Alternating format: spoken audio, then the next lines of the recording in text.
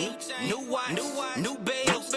So what's good, TMG fam? It's your boy L, and I'm back with 7 disturbing mysteries that remain unsolved, right?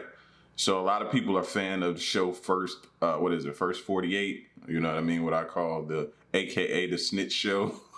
But they always tell you, man, it gets pretty hard to solve a case the longer it takes. You know what I mean? So these situations here have remained unsolved, cold cases right here.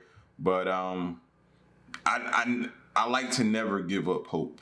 You know what I'm saying? Like because imagine if one of those unsolved cases involved your family member. You know, would you give up hope that easy? So I never give up hope, man. I always like to think one call, that's all. One call, one clue, one detective in the right place at the right time could maybe uncover some things that ultimately solves this case. You know what I'm saying? So I always like to keep, like I said, hope alive, man. All right. So y'all know what to do. Is if you're new to the channel, man, hit the subscribe button, leave a like at the end of the video, bro. I appreciate y'all. And let's see if we can solve these unsolved mysteries.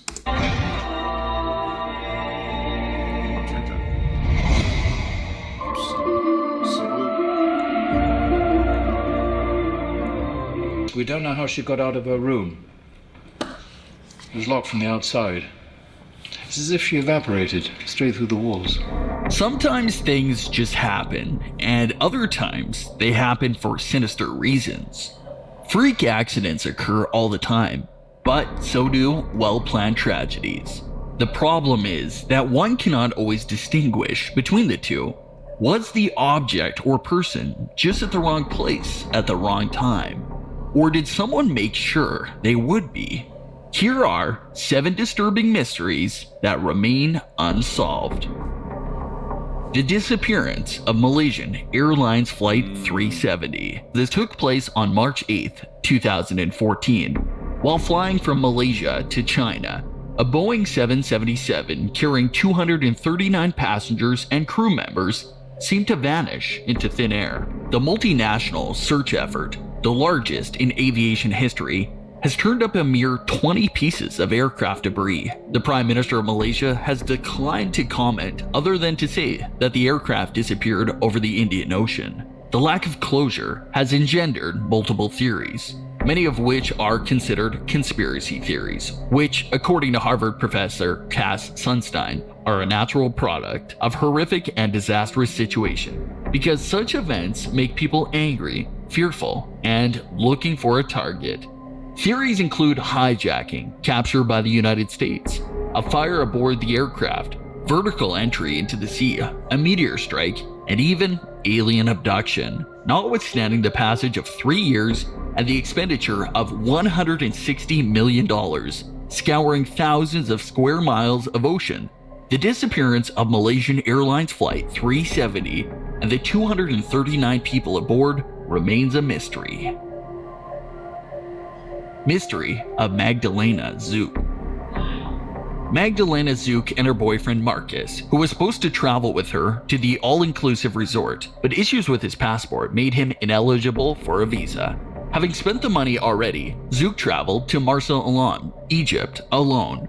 But just a day in, she began acting strangely. She sent messages to friends back in Poland and told them she was hearing voices in her room. A video from the hotel shows her lying motionless in the doorway to her room dressed in just a bathrobe. When concerned, hotel staff informed her parents. They decided to bring her home early, just 3 days into the trip. CCTV footage from the hospital shows Zuke lashing out at staff and attempting to run away as they try to restrain her. During her stay, she FaceTimed her boyfriend Marcus. Marcus filmed the conversation from the separate phone. She appears distressed, babbling incoherently, and begging Marcus to come and get her. Nie bój się, powiedz mi. Skarbie, Maciek cię zabierze. Dobrze? Rozumiesz? Skarbie, słuchasz mnie? Myszko? Oni tutaj mają różne sztuczki, zabierz mnie stąd, oni tutaj wszystko robią. Zabierz mnie. Ale co robią? Co robią? Powiedz mi. Zabierz mnie. Zabierzemy cię. Maciek już po ciebie leci, ale co oni robią? Skarbie, nie bój się. Mów do mnie, nie bój. Nie mogę mówić. Kochanie, powiedz mi. Musisz mi powiedzieć, bo ja wtedy zadzwonię tam do ambasady, żeby ktoś miał nad tobą opiekę. Powiedz mi to, proszę cię. Mów. What more does she need to tell you? Like, I don't know. Like, is she delirious, crazy, or because I like to think, man, sometimes when we think people are crazy, they're actually like really telling the truth, man. And you can never know in these type of situations, bro. Like, she's obviously experiencing something. Like, it couldn't be me, because I'd be trying to flip the world over to try to get over there to her. You know what I'm saying? Like, or just let me see for myself that she's actually acting out and going crazy. Then I can make that distinction for myself. With us being over the phone, and you know what I'm saying? I know he's prohibited because they wouldn't allow him, but boy, I'd be on some Liam Neeson type stuff. You know what I'm saying? Nie daj, proszę. Nie daj. Ale powiedz mi, co oni tobie zrobili. Tylko to mi powiedz. Kochanie, ja już wszystko załatwiłem. Maciek jutro po ciebie będzie. Ktoś ci coś tam zrobił? Tak? Nie da, nie widzę, że to może było, to lekko nic nie da, to nic nie da, to nic. Kochanie, ja jutro po ciebie będzie jutro po ciebie Maciek, tylko mi powiedz, co się stało. Maybe she was drugged or something. You know what I'm saying? Like, they start making you paranoid, making you feel like somebody's trying to do something to you, or, you know what I mean? Like, maybe she's got some stuff in her system. That could be the case too. I don't know. It's an eerie feeling. Przepraszam. Co się stało? Powiedz mi, musisz mi powiedzieć. Tak? Ale... I do pracy. Ja nie wrócę stąd. Wrócisz stąd. Wrócisz. Kochanie, co się stało? Powiedz mi, co się stało. To nic nie da. Ale powiedz mi, ja to muszę wiedzieć. Myszko, Oni trzymają telefon, ja nie mogę ci powiedzieć. bo ja chcę cię chronić. Powiedz mi, proszę cię, tylko musisz mi to powiedzieć szybko, teraz. When he asks what happened, she answers cryptically with the letter M. Co M? Exactly. Why would somebody give a cryptic message unless somebody's around that she's scared of, or that could possibly do something to her, that's placed or injected fear into her that she could possibly die or something like come on, man. Come on.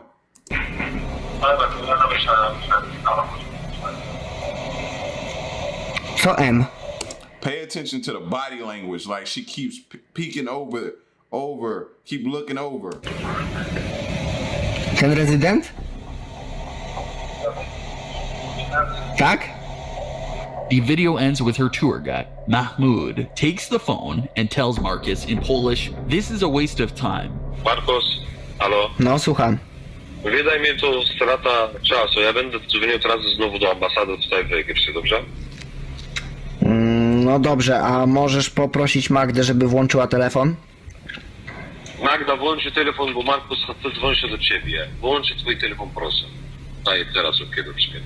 After a few hours of the call, she jumped out of her room's window and threw herself out from the second floor in order to escape, landing on a flat concrete, and died on the spot. The papers were filled with suspicion of the dark-skinned man, Mahmoud, at the end of the video.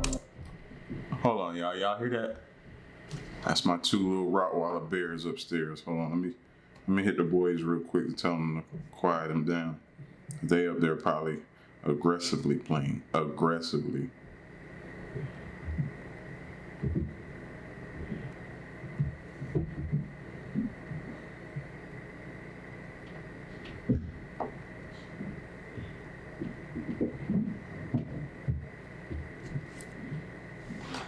Alright, my bad, y'all. Y'all might be able to hear them, bro. When they walk, man, they walk. You hear me? Alright, but yeah, this is crazy, bro. You know what I'm saying? Like, I keep thinking something's in her system, or either she's scared of somebody there, or she knows what they do to girls like her or something like that, man. I don't know, I'm covering all the bases that you would normally see in one of them movies.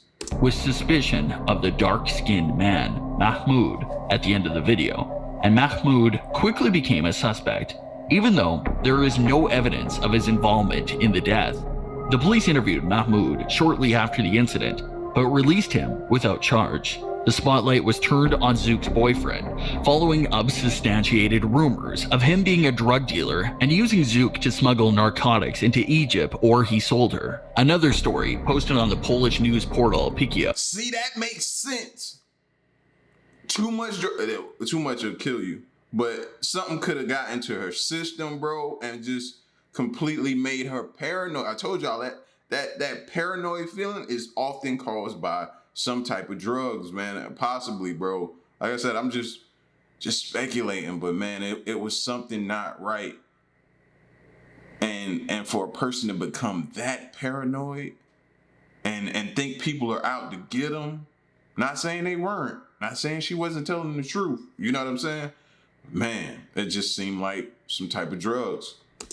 Suggested Zuke had been a victim of criminal activity led by a local mob boss named Captain Khaled, but no one has any concrete evidence. What really happened to her is still a mystery.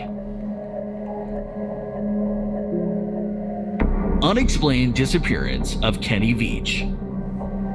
In 2014, experienced hiker Kenny Veach posted a comment on YouTube about a mysterious cave he found in the Nevada desert. He claimed that the cave, located near Nellis Air Force Base, was shaped like a perfect capital M, and upon entry had caused his body to intensely and violently vibrate, terrified and confused.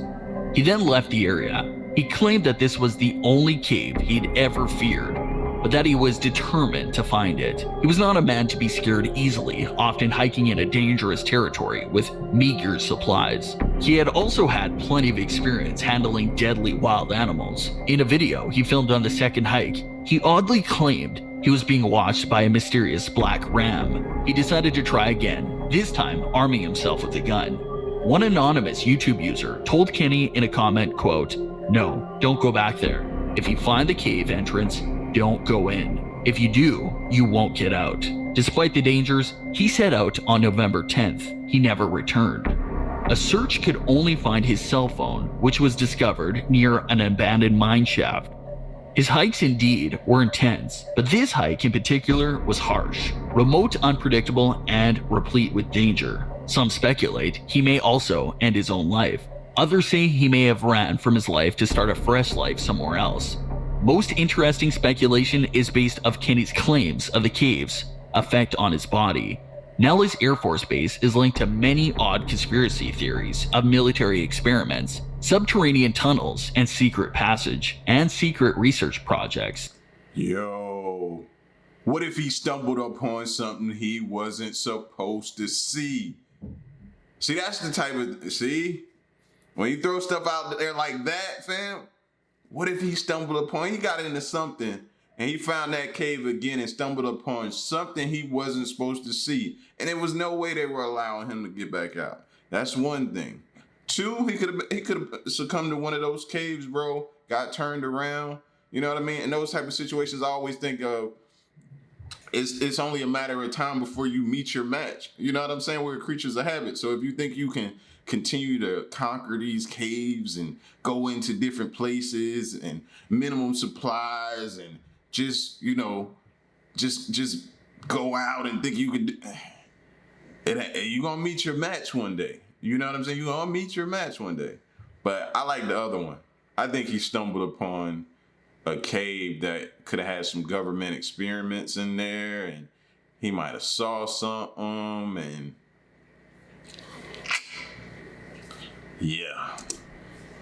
Area 51, the most famous top secret military base, is relatively close to the site. The bizarre case remains a mystery. I'm sold. Yup.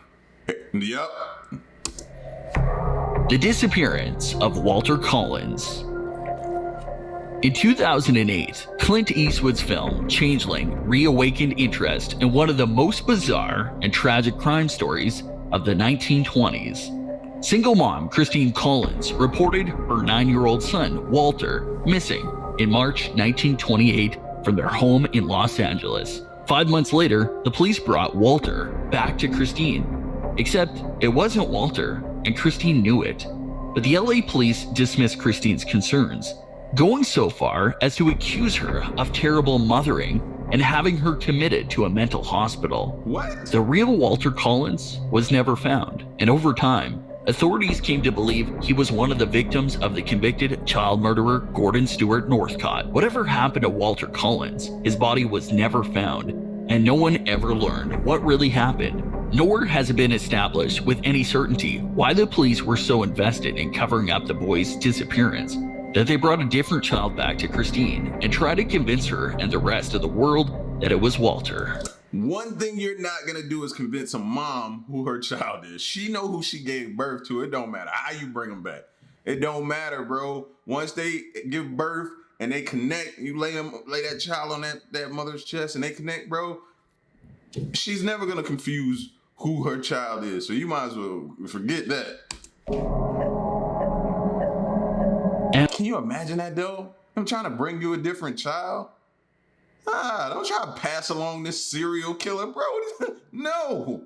Emma Filipoff disappearance. In the fall of 2011, 26-year-old Emma Filipoff moved to Victoria, BC from Perth, Ontario. By November 2012, she was missing, never to be seen again. During the latter part of this period, she began sleeping on Sandy Miriam House, a shelter for vulnerable and impoverished women. She had also purchased a van, which she used for both transport and as accommodation. On November 23rd, Emma called her mother to announce that she wanted to return home. Teary and upset, she continued to call her mother in the period leading up to November 28th. During the final call at 4:30 a.m., she told her mother, quote, "I don't know how I can face you," and "Don't come, Mom, not today." When her mother decided to do just that, arriving at 11 p.m., she found her daughter wasn't in the shelter. No one has heard from her, since friends reported that she had been feeling stressed and upset, claiming that according to Emma, an unknown figure had been harassing and worrying her. She was isolated, paranoid, depressed, and felt a compulsion to escape on the day of her disappearance. Emma visited the same 7-Eleven store on 2 separate occasions. The first time, she purchased a $200 prepaid credit card. The second time, she purchased a prepaid cell phone. CCTV images show her peering out of the store windows into the parking lot. Yeah, it's gotta be some dude that she might have been involved with, something like that is what I'm feeling. And she wanted to break it off, but he probably couldn't take it. Now he's been stalking her and stuff like that. You know, the classic, if I can't have you, nobody else can type stuff. She appears to be looking for someone or something. CCTV from a YMCA in Victoria, shot 5 days before her disappearance, shows Emma entering and leaving the building multiple times within a 14-minute period. She looks as if she might be avoiding someone. After calling a cab, Emma asked to be driven to Yeah, look at her. Anybody standing at the door like that? And the airport. She then changed her mind, asking instead to be dropped off in the exact same spot she was picked up. Minutes later, she was seen standing barefoot on the street corner. The acquaintance who spotted her, Dennis Quay, claims she was looking shifty and paranoid, that she was looking constantly around her. He then called the police, who spoke with her in person outside of the Empress Hotel, but decided that she was not a threat to herself or anyone else. She told officers that she was not suicidal. They released her. This was her last known sighting. Her van was found in the parking lot of the Chateau Victoria Hotel with her belongings. No one knows what happened to her to this day and how she disappeared without a trace. The documentary about Emma's disappearance is scheduled to be released in the fall of 2020. The Lars Metank Mystery. Reports state that Metank, in July 2014, had flown to the Bulgarian seaside resort of Golden Sands along with his friend from their home in Itzehoe, northern Germany. The group of friends continued to enjoy their holiday until Lars was injured after he got into a fight one night. Metank was punched in the head and was left with a perforated eardrum and a possible concussion. He was then prescribed an antibiotic and was forced to stay back in Bulgaria and avoid boarding the plane as the air pressure changes would have hurt his ear while his friends flew home. Metank eventually had to check into a cheap hotel called Hotel Color near Varna Airport. Metank's mother got a horrifying call from her son later from his hotel room, where her panicked son told her that he was being followed by some people who were trying to kill him. In CCTV footage, he was seen entering the Varna airport and texted his mother he had safely made it to the airport terminal. However, when an airport doctor was examining him before flight, he reportedly appeared nervous and erratic and was also mistrustful of the drugs he had been prescribed by the physician. See, this is the thing with this one, and I think we've seen this clip before. But listening back to it again, I think it was the dude he got in a fight with. And this is what I try to tell people, man. When you go overseas or you fly to different foreign countries and you're being a tourist, bro, like, do not start a fight or get into a fight, fam, with somebody. You don't know who a person is or who they're connected to. And like I said, bro, you're not home. You know what I'm saying? You're not home. You're at a disadvantage. You know what I mean? They know this place better than you. They know how to get to you. They probably have connections in places that you're staying. Like, bro, just bow out gracefully and live to see another day. You know what I'm saying? Just do that. And just deflate your ego and just go home, man. You know what I'm saying? Don't make you less of a man. It don't make you a punk or nothing like that. It makes you alive, bro. And you know what I'm saying? But we get so frustrated and we become angry, and it's time to throw hands, and then we don't think about, okay, who am I fighting? Who could this person be connected to? What could be the consequences of me beating him up and then him going back and telling somebody that could be in a gang, mob, whatever type of situation they could be in? You know what I'm saying? Like, cartel, whatever it is. Yeah, bro. Just be careful out here, man. The airport doctor, Dr. Kostakostov, later said that Metank began to tremble when he saw a construction worker entering the room and cried, "I don't want to die here. I have to get out of here." It was then when the man began running from the airport terminal, leaving all his belongings behind. Running for his life, passing the boarding gates, check-in desks out of the airport, over the fence into the woods. He was never spotted again after that incident.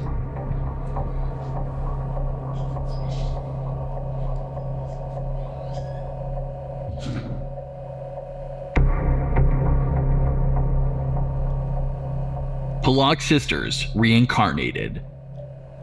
Today, 24% of Americans believe in reincarnation. Every once in a while, an unsolved mystery comes around that is so compelling and otherwise unexplainable that it gives even scientists pause. In 1957, two young English sisters, Joanna Pollock, 11, and Jacqueline Pollock, 6, died in a tragic car accident. 1 year later, their mother gave birth to twins, Jillian and Jennifer. When the twins were old enough to talk, they began identifying and requesting toys that had belonged to their dead sisters, pointing out landmarks only their dead sisters would have known, such as the school they attended, and sometimes panicking upon seeing cars idling. "That car is coming to get us," they reportedly shrieked on one occasion. After the twins get old, these incidents became less frequent. The girls went on to lead normal lives. Still, the story of the Pollock sisters made its way to Dr. Ian Stevenson, a psychologist who studied reincarnation. Man, your daughters come start doing stuff like that, that'll make you smoke 2 packs a day, 2 packs of cigarettes a day, man. I wouldn't be able to sleep. I'm worried about them 2 demons in the next room. Oh, they've been here before, yeah. After studying thousands of supposed cases, Dr. Stevenson wrote a book of 14 he believed to have been real, including that of the Pollock sisters. If you did enjoy today's video, please Yo, shout out to this video, bro. This was something crazy. You know what I mean? But imagine having 2 daughters after losing children, having 2 children again, and they remember and they pointing out stuff, bro. Whew. I'd be an alcoholic, man. I'd be an alcoholic. I'd be nervous. Like, what is this supposed to mean? Why does this happen? I'd be questioning things, trying to figure out things, trying to talk to people, therapists, priests, anybody. Somebody explain this to me, help me out. What am I supposed to do? How am I going to stay in the house with these 2? At what point in time is their head going to do a 360 and they're going to throw up and vomit out their mouth, projectile style? Yeah. I swear it's about to be some exorcism about to go down. You know what I'm saying? Calm it down. See, these videos be getting me worked up, bro. Y'all know what y'all be doing to me, man. Y'all leave a like, though, for your boy before you head out. And subscribe if you're new and stick around and stay tuned. Till the next reaction, my peace. Y'all stay solid. Hey.